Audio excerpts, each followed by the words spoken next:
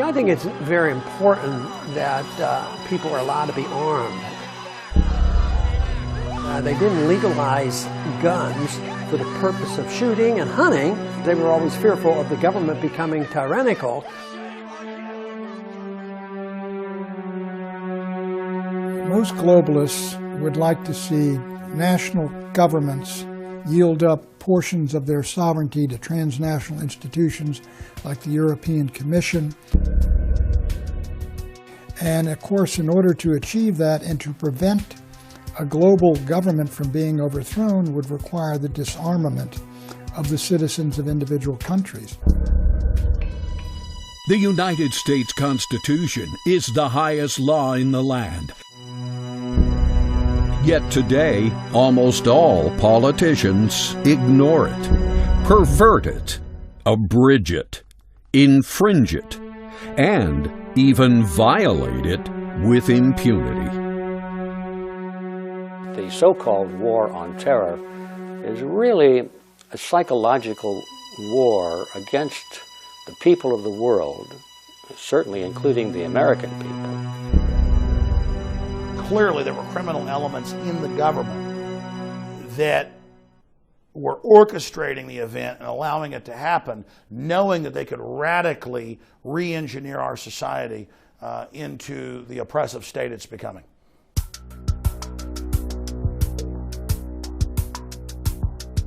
Is it any wonder we the people protest when politicians reward corporate greed, emit fiat currency, stifle internet freedom, and foment perpetual wars?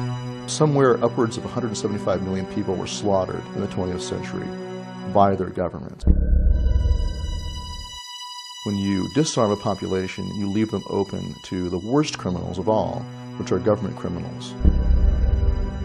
Consequently, Americans see their country degenerating into a lawless, paramilitary police state before their very eyes. There are many people in the gun control lobby to whom one cannot attribute ignorance. And I take in particular ones who are public officials. They have taken an oath or affirmation to support the Constitution. And when you take an oath or affirmation to support the Constitution, you're at least implicitly saying that you understand what the Constitution means, because you can't possibly support something that you don't understand what it means. Under our constitutional order, we have taken the principle of oaths farther than has any civic order in written history. As an officer myself of the Navy of the United States, I think about this all the time. Who is trying to disarm we the people when the Bill of Rights guarantees the right to keep and bear arms to preserve our freedom? And why was the Department of Homeland Security set up in the District of Columbia when the Constitution already provides for Homeland Security in every one of the 50 states? The whole idea of the militia was to protect the states against the federal government. It was to be one of the very serious, tangible checks and balances against a federal government that might conceivably grow beyond the limits of what are in primarily Article 1, Section 8 of the Constitution. You can come after the people, you can abuse the people, but if you do it too much, you're going to pay for it.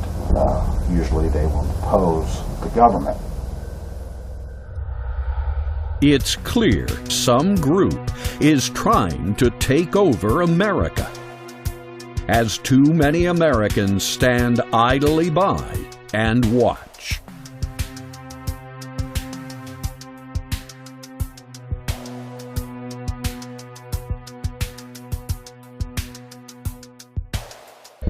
By eroding the two most important powers we the people have, the power of the purse and the power of the sword, Usurpers and rogue politicians are attempting to destroy the land of the free and the home of the brave.